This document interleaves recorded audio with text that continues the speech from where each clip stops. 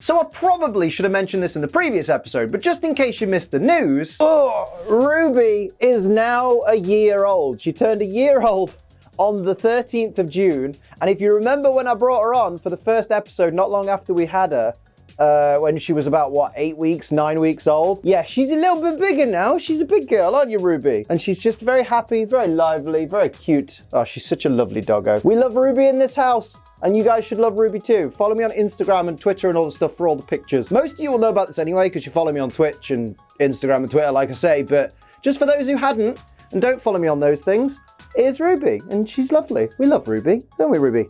Hey, talk to me. Hi. Hello. And for those wondering, here's Essie, who's getting close to 6 years old now. Can you believe it? 6 bloody years. You're a good girl. Come on, you can get down. Oh, they're heavy. Well, Essie's heavy. She's like, you don't care. Let's talk about Pokemon. Our episode begins with, what's this? Ash Ketchum training for the Pokemon League. It's happening. It's happening. Oh, it's happening. Finally, it only took him like 6 million episodes to get his arse in gear. Ash tells Pikachu to use Agility Attack, and Brock says he and Vulpix will use Agility Attack too. Alright lads, consider this lesson 1 of your training. There ain't no such thing as Agility Attack. There's a move called Agility, but that just raises your speed and doesn't affect your opponent at all. This is clearly Quick Attack. And Brock, mate, you should know that Vulpix can't even learn Agility. Well, Jamilium, I think you'll find Vulpix can learn Agility if you use TR12. This episode is from 1998. Sword and Shield won't release for another 21 years yet, give or take a week. The narrator says Ash is finally training for the Pokemon League, but his training is about to get off the track. You mean just like it has in the previous 8 episodes? Direct quote from Ash. Pikachu, Electric Attack!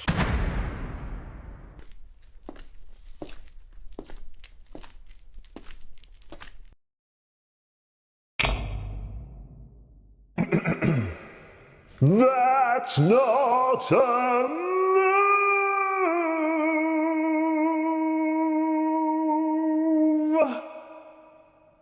It's not. Remember guys, weddings, birthdays, bar mitzvahs, you name it, I won't turn up. Jigglypuff jumps into the middle of the battle and Ash tells Pikachu to hold it, meaning basically don't use Thunderbolt. And Brock tells Vulpix to deflect it, but how can Vulpix deflect its own flamethrower? He could mean deflect Pikachu's Thunderbolt, but Pikachu's already been told to hold it, so shouldn't be using Thunderbolt right now. But even if that's not the case, that's not how fire and electricity work, is it? Can you deflect electricity using fire? Scientists in the comments, let me know. I've got no idea. Now I know this one's pretty petty, but I absolutely hate the fact that Ash finishes reading the title before the full title has appeared on the screen. You know how one letter appears at a time? Ash finishes saying POKEMOPOLIS just as the K in POKEMOPOLIS has appeared on the screen, and I hate it. Just do another take that flows better, or edit it so it flows better. It's not that hard, is it? Also, where's the accent on the E in POKEMOPOLIS? That says the ancient puzzle of Pokemopolis. Twats. The blast reveals some sort of ancient ruins, and Ash says, Wow, Pikachu, your attacks are getting pretty strong. No credit to Vulpix there. I'd like to think Vulpix had some involvement in that explosion. Then again, rock does resist fire, so maybe not. Brock has a rummage around in the rubble and finds what can only be described as, and I could be wrong about this, but I'm pretty sure it just might be. It's an ancient butt plug, clearly. It's even double-ended. I mean, granted, it's quite short for a double-ender, so whoever's using it would have to stand pretty close together, but in that instance, I don't think they'd care, would they? Ancient people in the Pokemon world were kinky. Pass it on. Some archaeologists who were conveniently digging nearby hear the explosion and rush over to Ash and friends and swipe the ancient butt plug from Brock's hands and start congratulating each other on their discovery. Like they completely ignore Ash and friends who are trying to explain that they are the one that discovered this artifact. I mean, sure, these archaeologists look smug now, but I'm pretty sure they won't be so smug when something ridiculous happens and they end up needing help from Ash and his friends. Arseholes. Oh look, it's a Galarian Psyduck! Or an Alolan Psyduck, or some other regional variant of Psyduck. That was the joke, but I've deconstructed it and now it's not funny.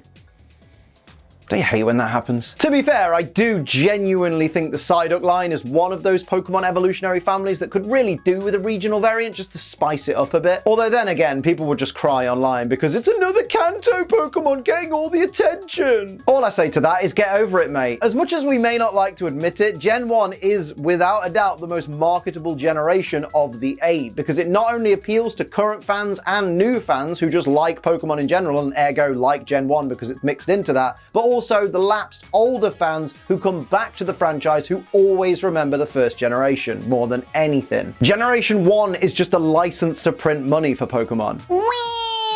Actually, Liam, it would still be nice to see more Gen 5 recognition since Gen 5 is super underrated.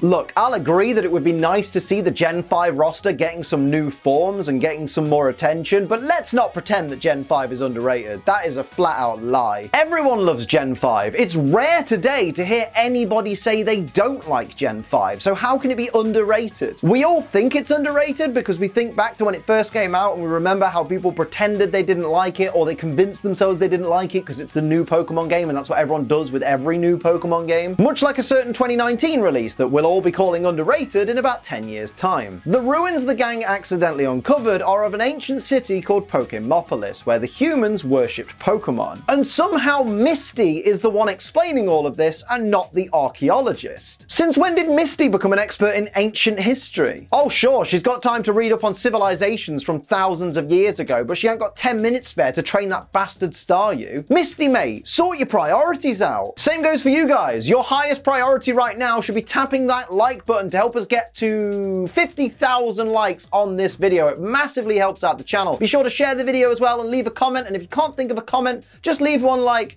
"Oh wow, Ruby's so big now." Or, "Wow, ancient people do be kinky though." And of course, if you're new here, don't forget, bang on that subscribe button, turn on all notifications so you never miss an episode of Pokemon WTF Moments or anything on my channel. And also, hi, thanks for joining us. One of the archaeologists rushes over as they've discovered a spoon made from seemingly the same material as the ancient butt plug we found earlier. Now, whilst I am obviously such an incredible prude, yeah, because we all believe that, even I can understand what the ancient butt plug would be used for. It's kind of in the name. But what on earth were the ancient people using spoons for in their kinky escapades? Well, I suppose maybe if the butt plug got stuck somewhere, maybe they'd use the spoon to prise it out. I don't really know. I'm clutching at straws or spoons. We learned that Eve, the girl archaeologist, got her PhD at age 8 and wrote a best-selling book about Pokemopolis at age 9. And from the way everybody's talking about her and how young she is, we can kind of assume she's probably around about 10 years old, probably not much older than that. So for all you creeps out there who are about halfway through drawing this girl getting fucked by Brock for your DeviantArt pages, you might want to put your pens down, go outside and get some fresh air. I'm sorry, I'm really mean to DeviantArt and I shouldn't be because there's lots of wholesome people on there. It's just DeviantArt has absolutely ruined Cinderace, Lopunny, Gardevoir, Purugly, Aeroplanes, Pterodactyls, Solid Snake, Crash Bandicoot, Crazy Frog, you name it, The Simpsons. There's a lot of bad stuff on that website. And I avoid it at all costs. Eve reads to us the legend of two great powers colliding that's chiseled into a stone tablet she found. But because she has such a strong accent, it's taken me over 20 years to realize that she's saying the prisoner of the unearthly urn, like an urn you put ashes in. As a kid, I was like, what the hell is the prisoner of the unearthly urn? And I just had no idea what she was talking about. I bet you the voice actor isn't even French either. So what's the point of the accent? Brock makes out he's really eager to start digging as a way to impress Eve. But let's just think for a moment about how weird that is as a flirtation tactic. Like imagine if you fancied a girl that works at your local McDonald's and you just rocked up one day like, Come on guys, let's get started. These cheeseburgers aren't gonna make themselves. She'd probably just call the police, wouldn't she? Meowth imagines what it would be like to live in a world where people worship Pokemon, but accidentally ends up pissing off Jesse and James to the point that they punch and kick him respectively. Ah, Pokemon, always teaching children that it's somehow okay to punch and kick animals around. Yeah. This stuff hasn't aged well, has it? Now, I said a long time ago that Team Rocket reciting their motto to only themselves when no one else is around to hear it isn't a WTF moment, since they do it all the time. But come on, guys, you're trying to be stealthy here. Stop yammering before you wake someone up. It's not even stupid, it's just twattish. Jessie sends out her Arbok and tells it to burrow down into the temple to try and find the most valuable thing it can. And in the meantime, Jessie and James speculate about how rich they could become. James mentions that with enough money, he could become the boss himself, and he and Jessie start making Mexican food puns like the Big Enchilada or the King Quesadilla, and honestly, I'm just really hungry now. Although, let's face it, I'm always hungry. Yeah, it fucking shows, mate. That's depressing. Arbok returns from underground, and I wonder what the most valuable thing it could find was. Okay, who had money on ancient anal beads? Seriously, it sounds like the people of POKEMOPOLIS were filthy. The ancient anal beads start glowing, and Arbok gets sucked inside as if entering a Pokeball. Mate, being imprisoned inside some ancient anal beads is bad enough, but could you imagine if someone then used them? Turns out there are fates worse than death. As Team Rocket try to run away, they get frozen in place, and whilst this isn't a WTF moment, I do have to give credit where credit is due. And that's to Meowth for the line, I'm catatonic. That is some expert level punnery right there.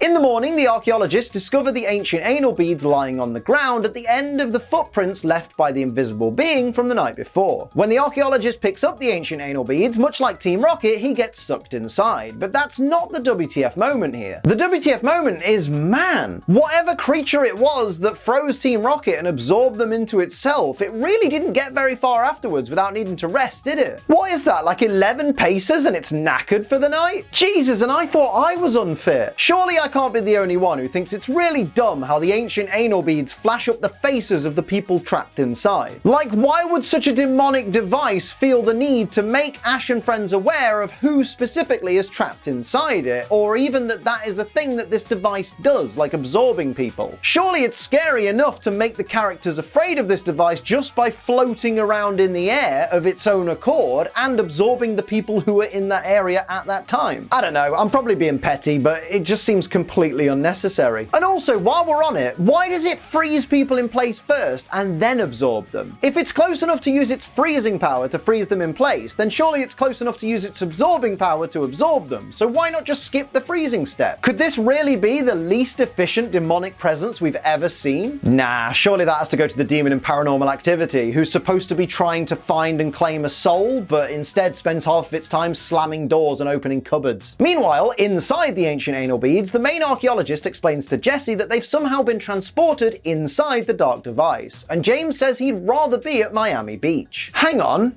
this is the Pokemon world, James. Where's Miami? It's revealed that the ancient anal beads are actually somehow inside a giant Gengar that's covered in tribal tattoos.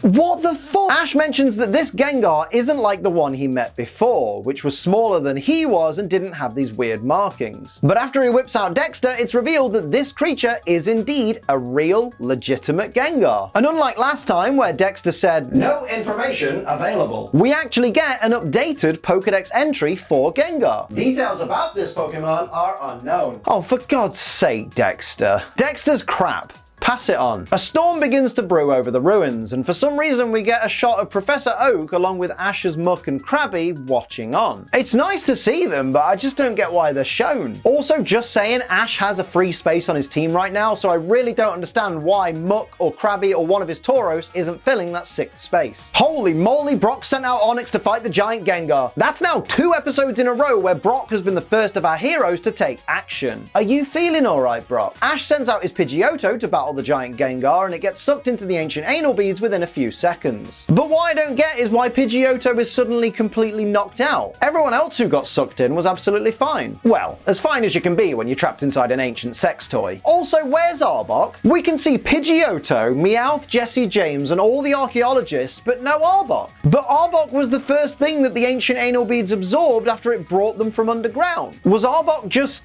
destroyed? Rest in peace Arbok, I suppose. Brock tells Onix to use Bind on the giant Gengar, proving that when it comes to Pokemon battles, Brock is about as useful as a chocolate teapot. What did you think was going to happen, mate? You're using a normal type move on a ghost type. That's not going to work. So does the space inside the ancient anal beads get more spacious the more life forms are absorbed into it? Because if not, then surely everybody would have been crushed to death by now, especially with the inclusion of Onix. I guess it's one of those things that we just have to trust the writers on? There's a lot of that in today's episode. I'll tell you what there's a lot of, and that's flavors of G Fuel, like the wonderful rainbow sherbet that I'm drinking today. Such a beautiful OG flavor, one of the first flavors that I tried. It's absolutely lovely. It's beautiful, it's sweet, it's lovely, and using code ACE, you can get yourself some money off. Aren't you bloody lucky?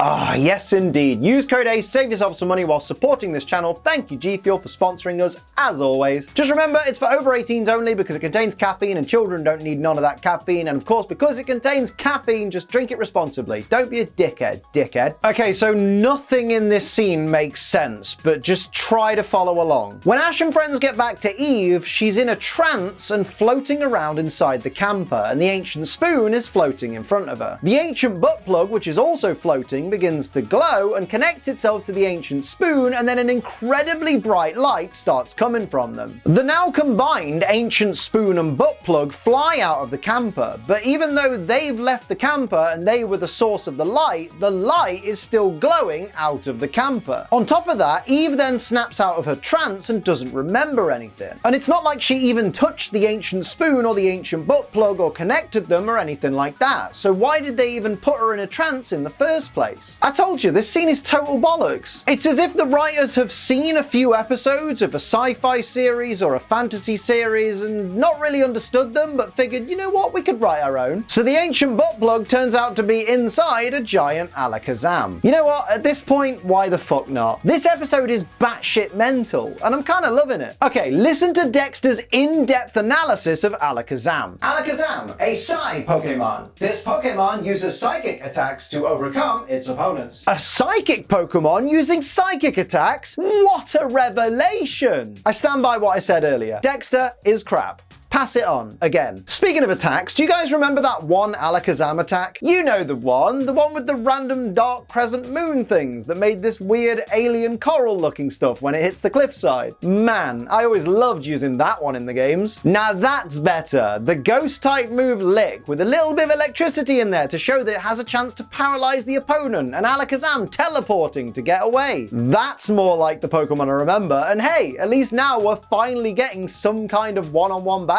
I spoke too soon. It's more of your typical fantasy one-on-one standoff like Harry versus Voldemort. One day we'll get to see a proper battle. I hope. Fair play to Ash, he actually tries to catch the giant Alakazam and Gengar. Sure, they notice the incoming Pokeballs straight away and make them explode, but imagine if they didn't notice. I will always wonder, if they hadn't noticed them and the Pokeballs would have hit them, would they have been dragged inside? And what would that have done to the people that were trapped inside Gengar's ancient anal beads? Would they have been released? Would they have gone into the Pokeball as well? How would it have worked? And where's Arbok? Ash, Misty, Brock, and Eve all get paralyzed by Gengar and Alakazam, and Ash tells Pikachu, who somehow managed to avoid it, I call hacks, to jump in the water and use Thunder Shock. Just out of curiosity, why not Thunderbolt? Like, if you're trying to stop these two giant Pokemon from destroying the world like the prophecy says, wouldn't you want to use your strongest attacks? Also, isn't it convenient that Alakazam and Gengar's power freezes every muscle in the human body except for the 100 or so muscles involved with human speech? Awfully convenient that. Poor Pidgeotto. The one time it actually gets used and it instantly gets transported inside some ancient anal beads and blasted with a super effective move. Hashtag justice for Pidgeotto. So after being electrocuted by Pikachu, instead of attacking Pikachu or going back to attacking each other, Alakazam and Gengar just haphazardly and randomly blast their powers just anywhere. Yeah, that'll teach them, guys. Jigglypuff turns up and the gang decide to get it to sing to put the giant Alakazam and Gengar to sleep, which is a nifty idea until you realize that they do absolutely nothing to try and amplify Jigglypuff's voice. So it's no wonder the two giant Pokemon can't hear the song over their fight. Come on, guys, use your noodles. After the giant Pokemon blast Jigglypuff away, it's revealed that Jigglypuff's song has activated the bell from the top of the Pokemopolis ruins, and it begins to float towards Alakazam Alakazam and Gengar. I mean, at this point, it's not even a WTF moment, is it? This episode's all over the place. You know all those stories about the Pokemon writers being intoxicated when they wrote the series? Yeah, I can see it now. And from inside the giant bell appears a giant Jigglypuff, complete with tribal tats. This explains why I've never thought to take recreational drugs. I saw this episode as a child, and if ever there was an advert for the impact that drugs have on your brain, this is it. The giant Jigglypuff begins singing into the bell, and the giant Alakazam and Gengar start to fall asleep. As she's falling asleep herself, Eve remembers the writing on the stone tablet and says that this is the secret that soothes the powers of destruction. And hang on, it's a bell that soothes. Oh my god, it's literally a soothe bell. Gen 1 soothe bell. Confirmed. Upon realizing that Alakazam and Gengar have fallen asleep to the sound of its song, the giant Jigglypuff reveals that it has a paintbrush hidden in the inside of its bell, which it then uses to paint on Alakazam and Gengar's faces. I'm not even mad! What a brilliant reference! Ash and friends wake up the next day to find the giant Pokemon gone, and everyone else returned from inside the ancient anal beads. Everyone, that is, except Arbok. Where the hell did Arbok go?